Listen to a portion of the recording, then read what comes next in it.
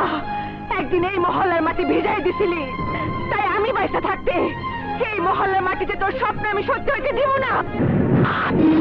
না দে, মরণ যদি ডাক দেয় সুখে থাকতে ভূতে কিলায়। একটাই ম্যাকাম, সেকান্দার খান আমার নাম। ওরে বুঝে দে, সেকান্দারের এক ফোঁটা রক্তের বদলে 1000 ফোঁটা রক্ত ঝরাইতে হয়।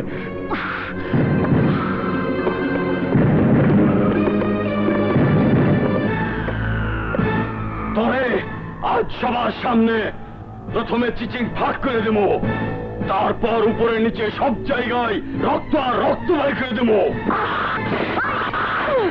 তুই কে শুয়ে পড়া হাতটারে খুব নরম হাত মনে করছস? এই হাত বাঘিনীর হাত, এই হাতের থাবা বাঘিনীর হাতের থাবা।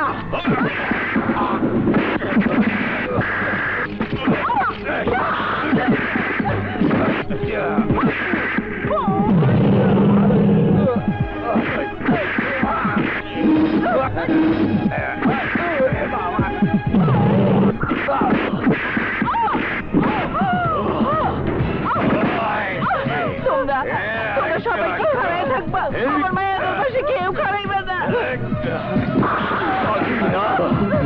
তুই বাঘিনী হইলে আমি বাঘ।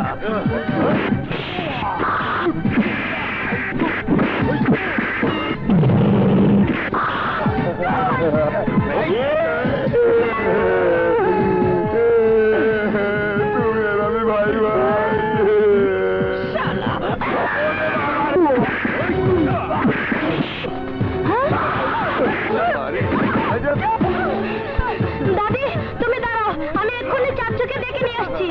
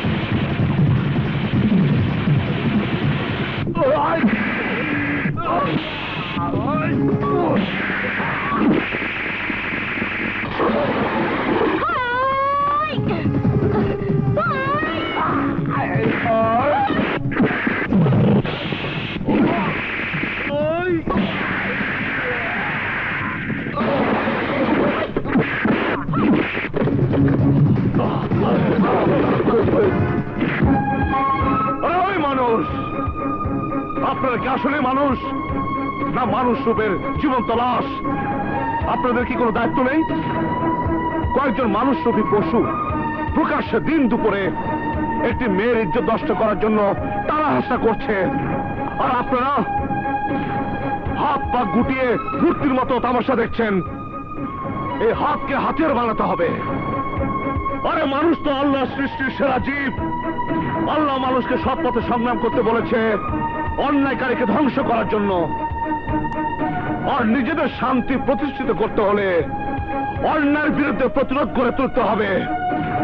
ওই অত্যাচারীকে নিশ্চিহ্ন করে সবাইকে সাহস নিয়ে এগিয়ে আসতে হবে।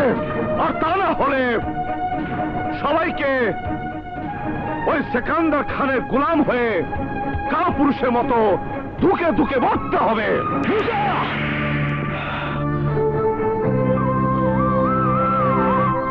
ভাইয়া মারো, ভাইয়া মারো আমাকে। একটা কথা শুনে রাখো, আমি তোমার ঘর ছেড়ে চলে যেতে পারি, কিন্তু এই এলাকার নিরহ মানুষের উচ্ছেদের হুমকির মুখে রেখে আমি অন্তত যেতে পারি না। আমি জানি তোর শক্তি, সাহস, হিম্মত আছে, কিন্তু সে শক্তির বাহাদুরি এখানে নয়, বাড়িতে গিয়ে দেখাবি।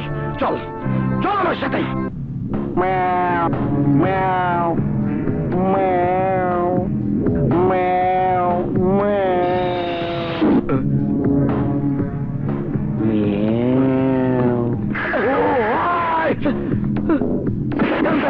ভাইরে মাইরা রক্তাক্ত কইরা বিলাই বানাইয়া দিছে।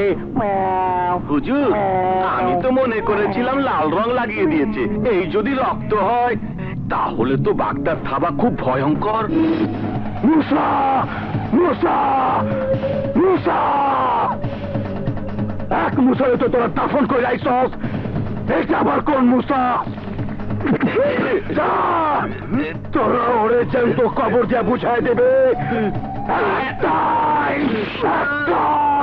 সিকান্দার খান আমার নাম। এই মুসা কোথায়? আমি সেকেন্দার খানের ভাই নাদের খান। সিকান্দার খান? তাহলে কি সেই সিকান্দার খান? আমার ভাইজানের নাম শুনা তোর চোখ দুটারে এমন রাডার বানাইছিস কেন? বল মুসা কোথায়? তোমরা কি চাও? কি চাই? চয়ে দেওস না, রক্ত রক্ত এখনো শুকাই নাই। ওই মুসা হারামজাদা আমারে একলা পেয়া মারছে, অহন দলে ভারী হয়ে আইছি। মুসারে আজকে জ্যান্ত কবর দেবো। বল মুসা কই? জানি না। তুই জানুস না? তাহলে তোর পিচ্চিটারে লয়ে যায়। মুসা সময় মতো হাজির না হইলে তোর সোনামণির লাশ পাবি, লাশ। ওকে কোথায় নিয়ে গেছ?